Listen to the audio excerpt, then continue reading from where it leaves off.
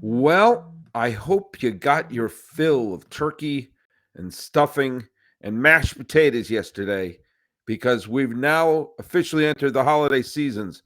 We are falling asleep with all that turkey going through us, but the White Sox better wake up because their window of opportunity may be closing.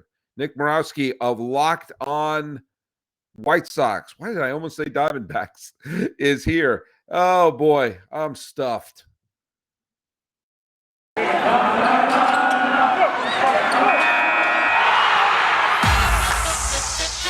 are Locked On MLB.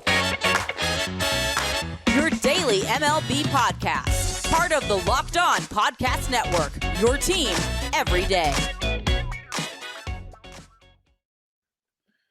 Hello, baseball fans, and welcome to Locked On MLB, part of the Locked On Podcast Network, where it's your team every day. This is the daily podcast. We talk about all of Major League Baseball. I am your host, Paul Francis Sullivan. Hey, I got a lower third. You can call me Sully. I'm an Emmy-nominated television producer who has been a baseball podcaster for the last decade, and for the last 4 full seasons, I've been here at the Locked On Podcast Network. You can follow us at Locked On MLB Pods on Twitter and on Instagram. Be sure to tell your smart device to play podcast Locked On MLB, or check out some of the other great shows on the Locked On Podcast Network, like Locked On White Sox. Why did I bring up that one? We'll find out soon enough. Hey, you can follow me on Twitter until it explodes at Sully Baseball and at Sully Baseball Podcast on Instagram. Well, I was about to go into a BetOnline read because the surefire bet going into this last year was that the Chicago White Sox were going to repeat as American League Central champions. They seem to have everything. And the one thing they didn't have was an additional 9 wins or so, or additional 11 wins, because they finished behind the Cleveland Guardians in what can only be described as an absolutely surreal and bizarre season. And we're going to go into the 2023 season with a window of opportunity that is still there, but maybe not as wide open as it looked like just a year ago. But hey, if we're going to talk White Sox, we need a couple of things. We need someone who knows the White Sox, who dresses like the White Sox, who gets his apartment furnished like the White Sox, and grew a mustache like a White Sox fan does. And you know what? That Venn diagram gives us, ladies and gentlemen, who not made her that problem again, Nick Murawski of Locked On White Sox. How you doing, buddy? How are you? Sully, I'm doing great. This is a perfect time, when everybody's groggy after a Thanksgiving meal, they're sleepy, to talk about a team that pretty much was half asleep this past season. Yeah. By the way, you're growing your beard out a little, because for most of when we first did it, you were just purely, you purely sort of 70s cop show mustache, but you're growing the beard, so you look more like Chris Sale, which I hope I hope you like that shirt. So better if you do, keep the scissors away from you.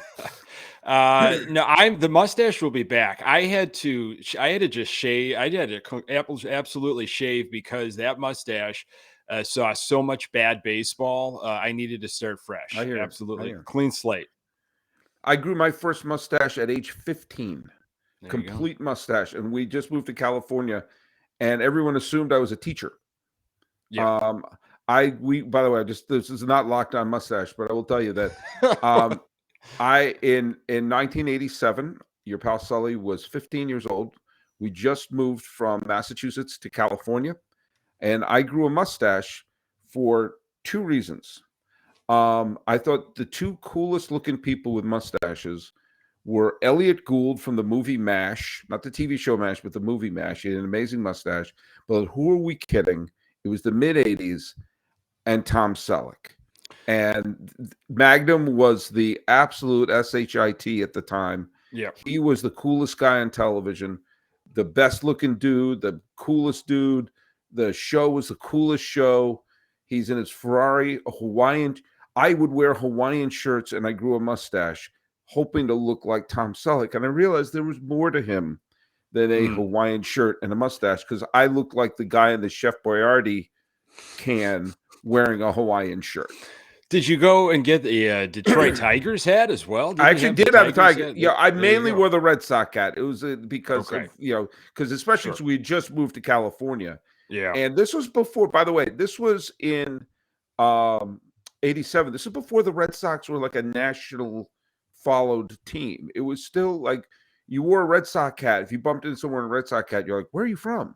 And they'll say like, Yeah. Rhode Island, Rhode Island. Well, there was probably a Cheers reference then to you, right? Oh, absolutely. Because, Yeah. And though Cheers was, it's funny. I didn't like we're binging Cheers with my kids. We're at the finale right now. We've started from 1 to the end. It holds up incredibly well, even though seasons 9 and 10 were pretty weak, but they came strong with a great final season. But yeah, I got more into Cheers after we left Boston. But yeah, it was. I got a lot of Sam Malone references, which is I'm sure. Yeah. So if I just got a Steve, I got that reference of the 3 Men and a Baby. It was Selleck, Danson, and Gutenberg. So no one equated me with Gutenberg.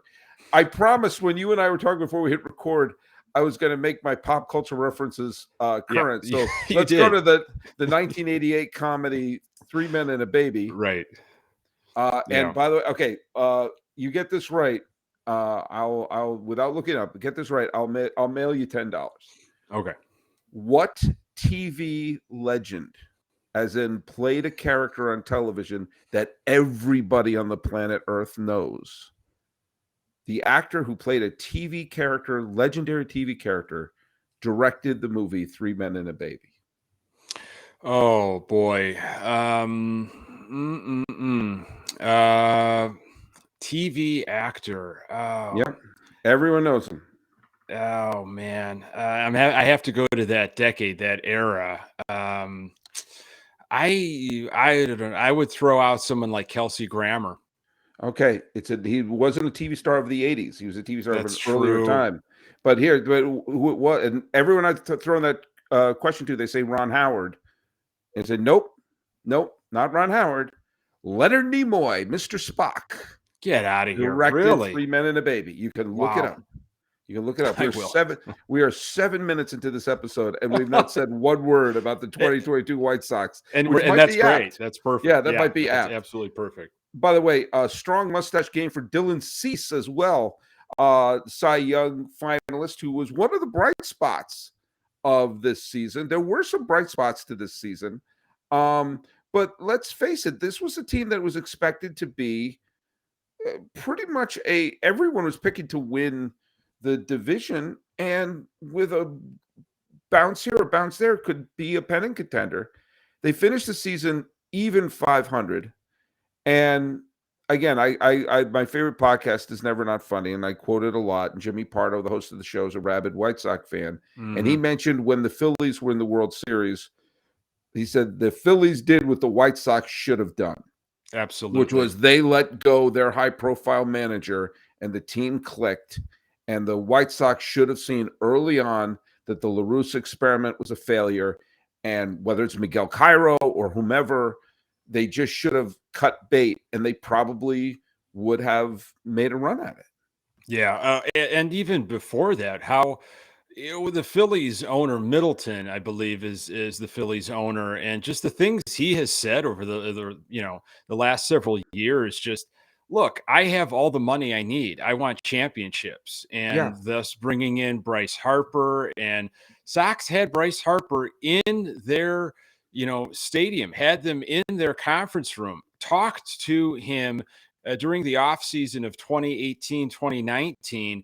And the stuff that Harper has said that has come out about his meeting with Kenny Williams and the White Sox about, I don't know what went wrong. It seemed like a great fit. Jose Abreu was going to hit behind me. I love the South Side vibes.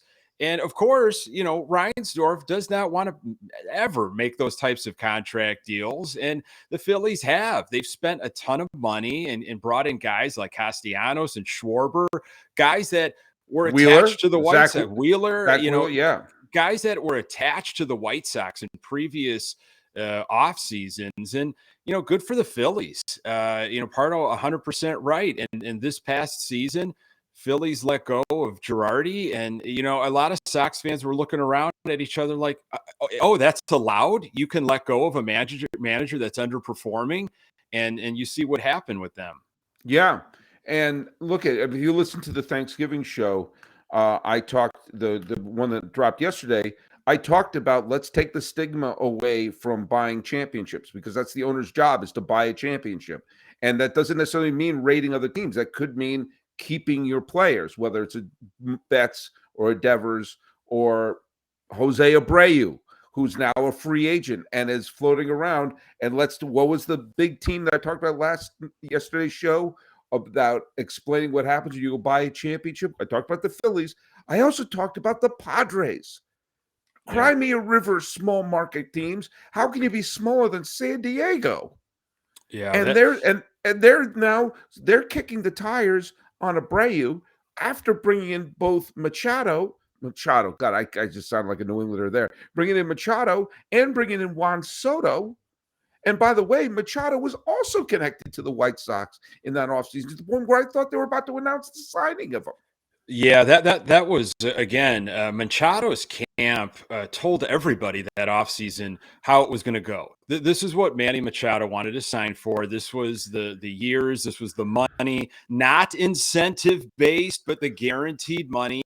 And the Sox went their route. Jerry Reinsdorf wanted to sign him on his terms. And maybe, if Manny Machado came to the White Sox, he might have made more money if he hit certain numbers because it was incentive laced.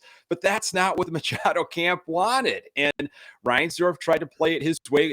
That's how he always does it. And we lost out on that, and that's what is just so sickening. I mean, the White Sox are one of the few teams in all of baseball that have never given out a contract or an extension of $100 million.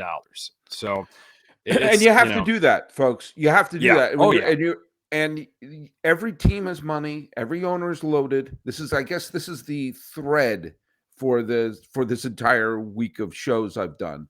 But buying a championship, I'm sorry, that's part of the ownership's job.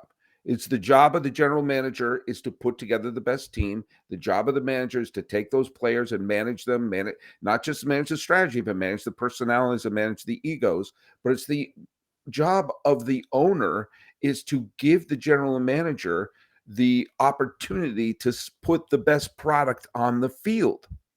And that means is like you were saying, the Philadelphia owner saying, "Hey, I've earned my money. Let's have some fun." I mean, you buy a baseball team or a hockey team or a football team or basketball, whatever team you're getting, you're buying not because you think, "Oh, my accountant said it would be a very good investment for me to invest in the San Diego Padres." You do it because you're a bit of an egotist.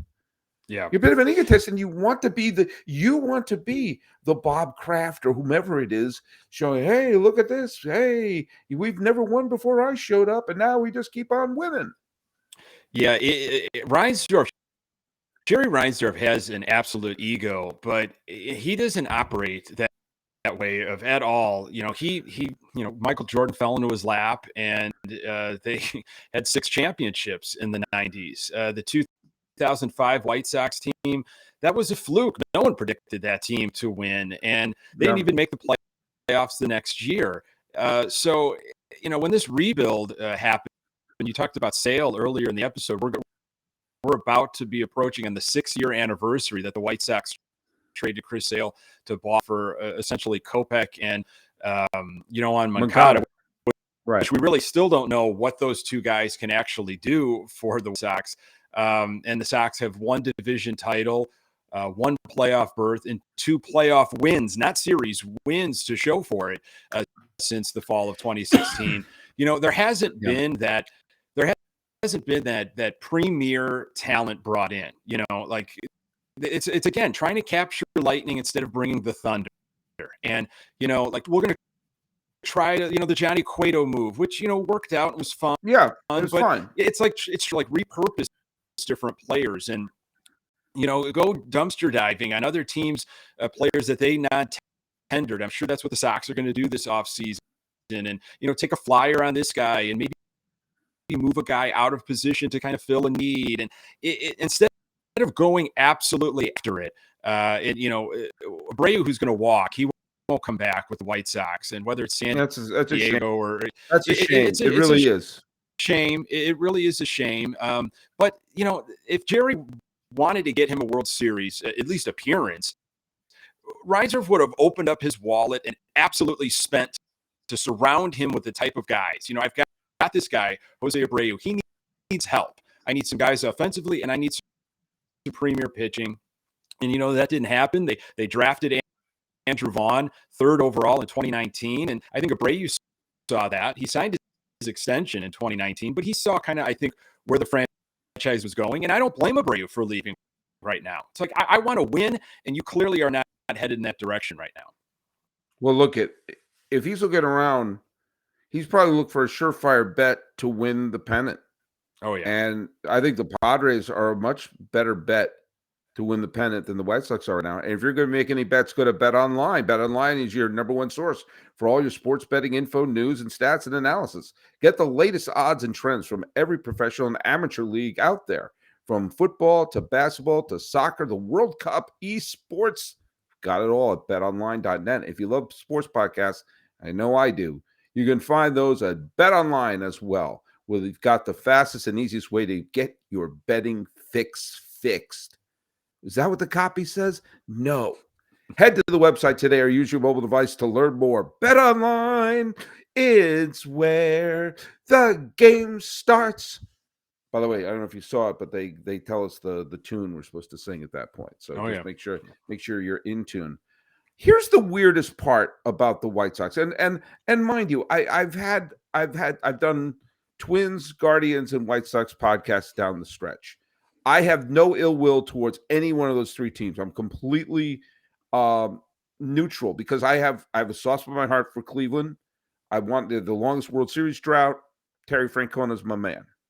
I've always had a soft spot in my heart for the White Sox. I've always felt they're the forgotten team of Chicago, and they've had some of my favorite players. Frank Thomas was one of my favorite players. Jack McDowell, when he pitched, was one of my favorite players. And 8 Men Out is one of my favorite baseball movies. And the Minnesota Twins, even though they just changed their uniforms to something god-awful, I want them to have the finale of this was the team that was about to be contracted winning a World Series title. So what I was hoping for down the stretch was 3 teams battling it out, and you don't know who's going to win. And it sure looked like it was going to be that, as Minnesota tied Cleveland just the day before Labor Day. And lest we forget, with all the craziness that happened with the White Sox and all this and all that, they got to within a game and a half of first place on September 10th. Mid-September, they were a game and a half out of first place. Yeah. And then, boom. They had a late series against Cleveland at home, mind you. And if they would have swept Cleveland, they would have held the tiebreaker, and they would have been in a great spot with 2.5 weeks to play, something like that. And they lost. It was a heartbreaker. Game 1 went in extras. They lost that, and then they just completely collapsed. You could feel it. I went to several of those games that series. You could just feel it. They weren't in the game. They knew it. They knew what was going on. And it really goes back to the urgency at the beginning of the season. I'm reading a fascinating book on the 1959 Chicago White Sox called Straight Down the Middle. Go Sox. That team, of course, won the pennant, lost to the Dodgers in the World Series. And there's a part in the book that talks about in 1958, the year before, manager Al Lopez was like, you know what? I think what went wrong is we did not have urgency at the beginning of the season. The tone was not set early on. Those games matter just as much as late September. And in 1959, there was a different approach. And sure enough, they have, every team's going to have some losses and some injuries, but they had a different mindset from the beginning in 1959, and it paid off, especially through the dog days of summer. It's amazing how that's kind of a novel approach. I mean, I've been saying like every team's going to lose even the best teams lose like 55 games. Yeah. Like if you win 100 some odd games, no one wins 162 games, and no one loses 162 games. Every team's going to have the games that are like, all right, like when you lose 9-0 or 11-1, you don't walk around, God, we had it in our hands. No, you got creamed. It's and you are going to lose the occasional 3-2 pitchers duel, or just sometimes you just shake your head and you go like, what are we going to do? That guy was just on fire. There's nothing you can do about it. You just try to avoid the dumb losses. Try to avoid losses when you're like, oh man, we really blew that one. What I call the teeth grinder loss. Like, how could we just if you avoid those losses, or at least, or if you, I wish there was. I tried to do it one year where I tried to quantify the losses for the Red Sox based on teeth grinder or dodge bullet. Like, oh man, we dodged a bullet with that game, and how could we lose that? Try to keep it like plus minus, keep that plus. Win more of those than you lose. I would say the teeth grinders, sometimes they happen before the first pitch, because you look at the lineup and some of the lineups that La Russa was throwing out early this past season. You had Leury Garcia, who's basically a utility guy, leading off. There were players that were just not set up for success, and it felt like this thing that happens in the NBA and workload management of, we are going to rest guys for the long haul. And going back to that reference I had with the book, Al Lopez in 1959 was like, we are not going to rest. We are going to, build up the muscle early on, and we are going to win those teeth grinder games instead of losing them to accumulate wins. So we have stockpiled some wins when we do face adversity, later in the season, because it's happening to everybody, where you just go through some tough patches. So, the new manager, Pedro Grifol, he is a first-time major league manager. He's the 42nd manager in White Sox history, and he's an interesting choice in my opinion. But he has a philosophy of, you're not going to win a pennant in the spring, but you could lose a pennant, and we're going to set the tone early. Well, look at what happened in the National League. Who was in the World Series in the National League? Philadelphia. Milwaukee was fishing during the wild card round. They were one game behind Philadelphia. They didn't even, in an expanded playoff, they didn't even make it. And the team that was one game ahead of them played in the World Series. Now, just think about, when you think about like a game here or a game there, what that would have meant. What that would have meant if Milwaukee, with, going into a short series, I would have had more faith in Milwaukee than Philadelphia. Yeah. Some of their good pitching could come through. And you take a look at a team like, I mean, how many months are there in the season? You got April, May, 6. Okay, 6 months. Oh, you know it better than me. Just imagine if you take 6 wins, one more win a month.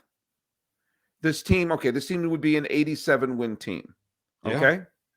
Which, again, may not punch you in the dance, will get you a lot closer.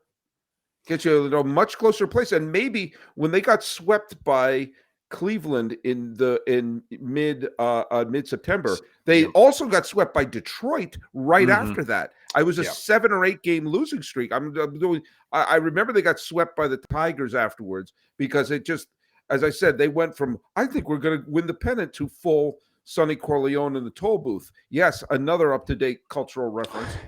But it was a complete collapse. And you're saying all the right things. That mindset of, we have to, these are must-win games right now. Those will still happen if you set the tone early. But if there would have been a different approach early on, and some urgency in the Sox, I firmly believe, and I don't know what's going to happen with Miguel Cairo, who was the interim manager when La Russa went on health leave. I don't know if he can even manage, or what his future baseball life looks like. But the team definitely responded in a different way when he took over. And if that change would have happened earlier, hey, what's the worst that could have happened?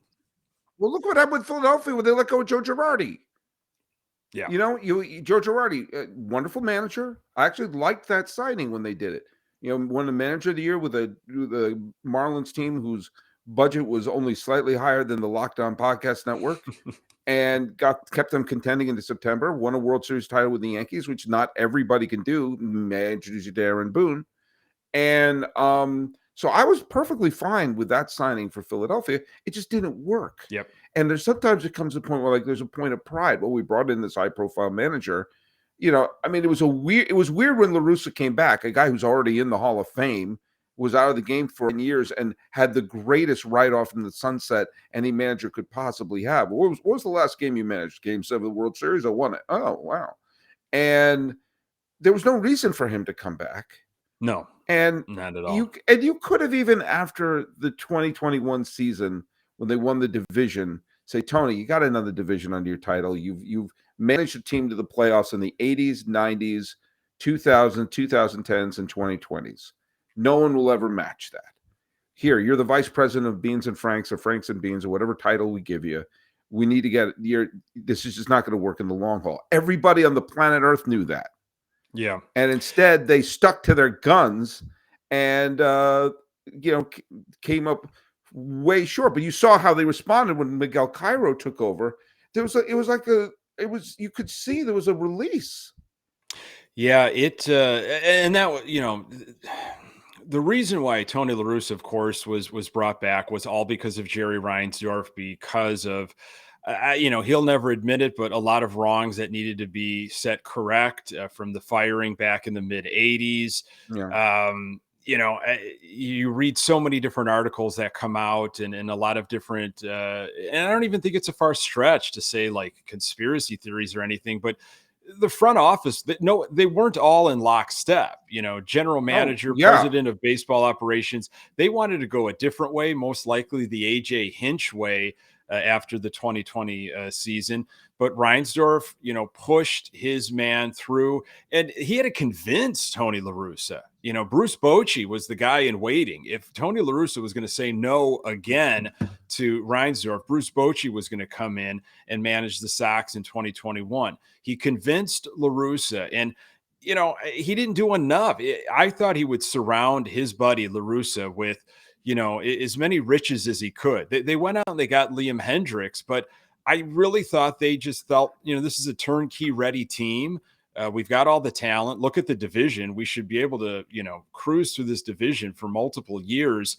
And that wasn't the case. The team really, after the Sox won the division in 2021, and then they were embarrassed by the Astros in the playoffs, they didn't make any splashy moves in the offseason. And they came into this past season thinking it's going to be another cakewalk. Everybody's predicting us to win the division easily. We should steamroll through.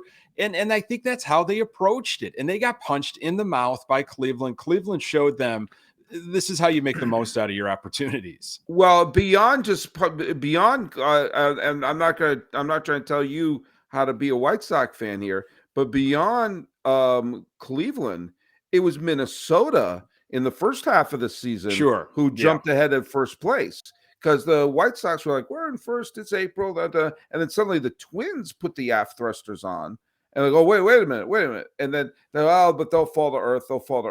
And yes, eventually Minnesota did fall back to earth, but at that point, Cleveland, who had just been kind of hanging around, lurking around, got their act together with a young team and a young pitching staff. They had the old-time manager in there, but Francona always strikes me as he's willing to adapt to things a little better than La Russa is. That Francona, again, I rooted for him like crazy when he was the Red Sox manager, remains my favorite manager of all time. You get the sense that he's less about analytics and the X's and O's and more about, hey, I got to deal with this. I have a clubhouse with Curt Schilling and Manny Ramirez, and we were able to work together.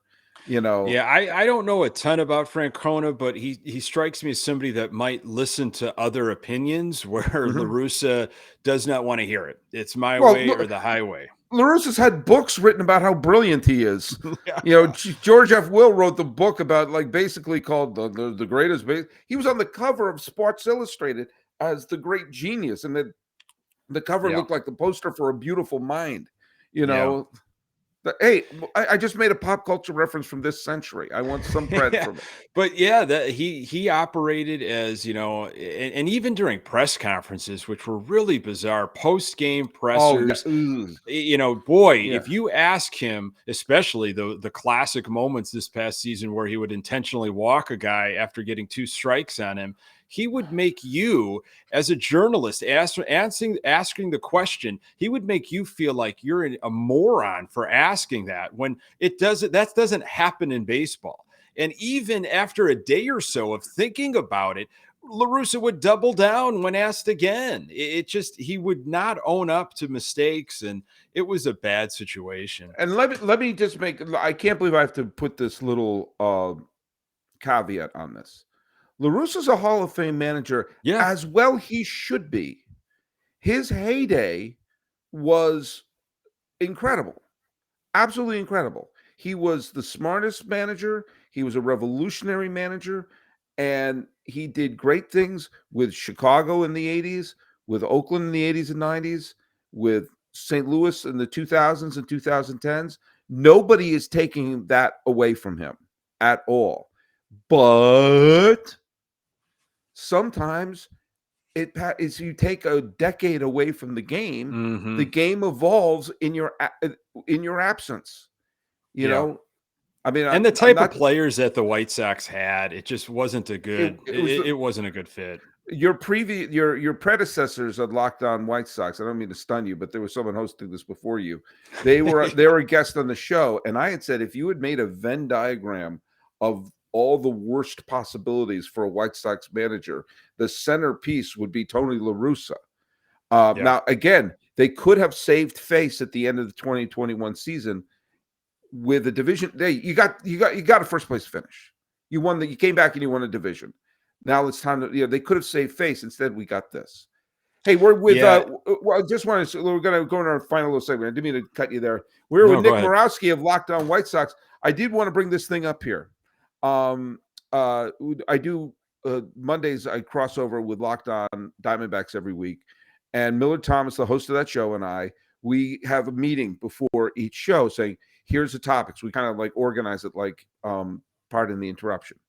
Pardon the interruption. Anyway. And we're saying, okay. And one of the topics I wrote for this Monday, late, there was the 17th, I think, of November, is why haven't the White Sox hired a manager? And he said, they have. And I said, what are you talking about? And he forwarded me the article of Griffall, right? Mm-hmm. Griffall, yeah. Griffall, yeah. And holy cow, did that slip past my, like, how did that slip past me? That they did. I mean, because it was one of the most uninspiring hires in recent memory. I was like, yeah. And I looked at it and said, like, I think I remember that name in passing quickly, but he was part of the Royals coaching staff when they won back-to-back pennants. And look at, he may turn out to be the second coming of John McGraw.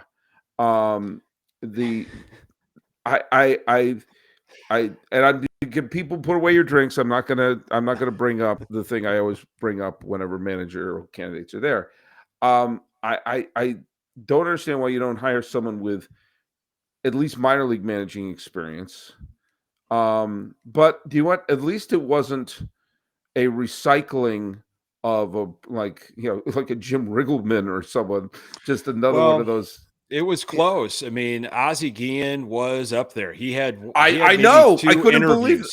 He had 2 interviews, and it was hey, everything you read about Pedro Griffol, from what Salvi Perez says to what Ned Yost has said and other people in the Royals organization, nothing but amazing comments. This guy is prepared.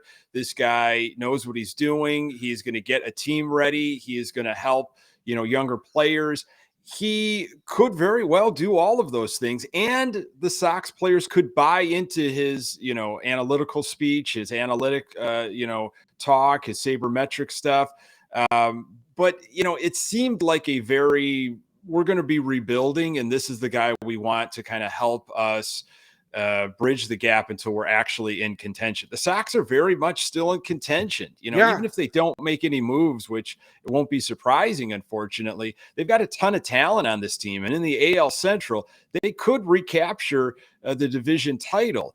For me, I was hoping that it was going to be a manager that had some recent experience, or at least was a bench coach like a Quatraro, I think, is who the Royals actually hired, who came from a successful organization in my mind, the Rays. Why Espada didn't work out in the interview process, I don't know. Espada's from Houston, right? Yeah.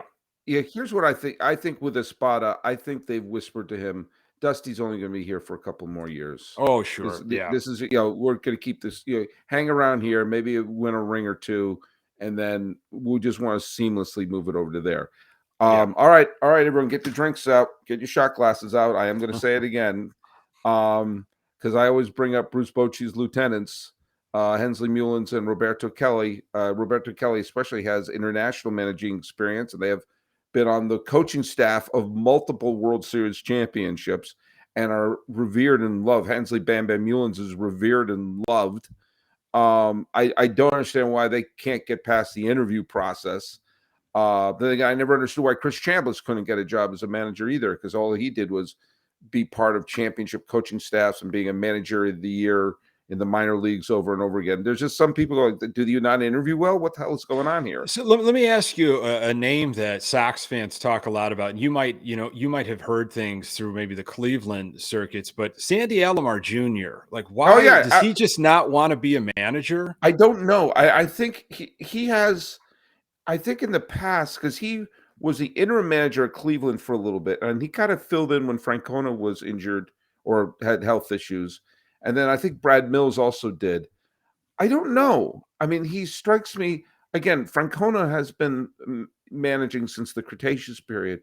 So I don't know how many more years he's also had health issues beyond the fact his age. He's had health issues. So I don't know how many more years Francona has.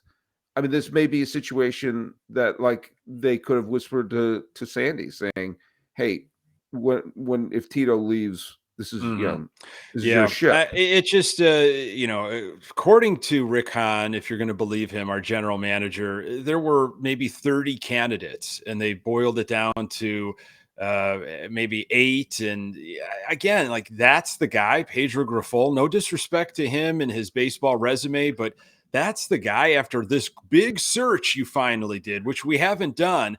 And, mind you, Grifol is the first outside of the organization hire since Gene Lamont in 1992. So this is the guy that you're going with. Okay, it's just a little surprising. Here's where I'm going to be in his defense. I had a similar reaction when the Braves brought Snitker in as to be their manager.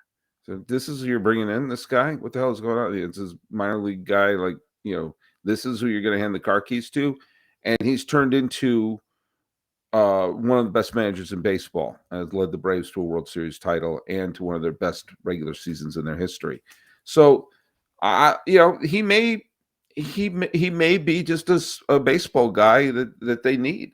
I mean, I don't know. I think it's going to matter. It beats bringing in, like, I heard rumors of, like, we'll hire Jim Thome. Like, oh my that'd goodness. be Robin Ventura. Robin Ventura. 100%. It would have been here's a guy that the fans won't turn their back on, because we have no clue what we're doing right now. So let's just put in this guy. What I think will help Grifol is, and I think it's trending this way, is he could bring in his own coaching staff. We've already heard that Charlie Montoya is going to be his bench coach. Rumors of Chris Johnson, the AAA hitting coach. He's going to be the new hitting coach. There should be a new third base coach. I mean, he's able to surround himself, I think, with his people.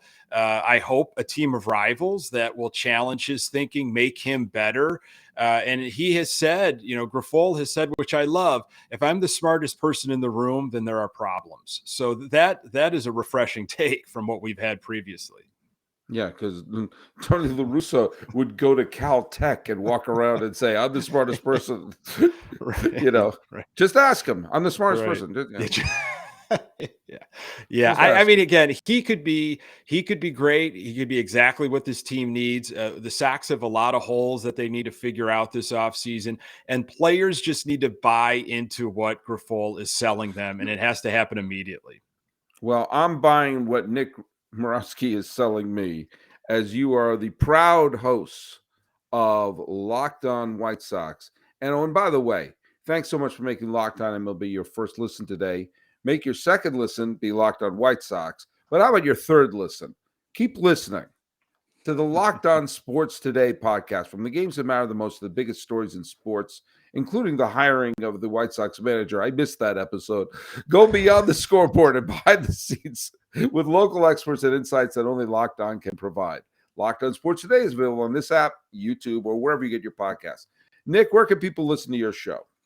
They could find Locked On White Sox, again, absolutely everywhere. We're also got our YouTube channel. Just search Locked On White Sox. I'm on Twitter at Nick_GGTB, and Locked On White Sox is on Twitter at Locked On Sox. Yep, and you can follow us at Locked On MLB Pods on Twitter and on Instagram. And as long as Twitter hasn't exploded, I'm at Sully Baseball on Twitter and on Instagram, which seems to be pretty secure these days. I'm at Sully Baseball Podcast, and on Mastodon, I can't figure out what the heck to do there. You got to sign up for a server and then log on to this and then hashtag that. No, heck with that. I'm going back to writing postcards. This has been the post-Thanksgiving edition of Locked On MLB with a Locked On White Sox crossover. Nick Murawski. I'm your host, Paul Francis Sullivan. Please call me Sully.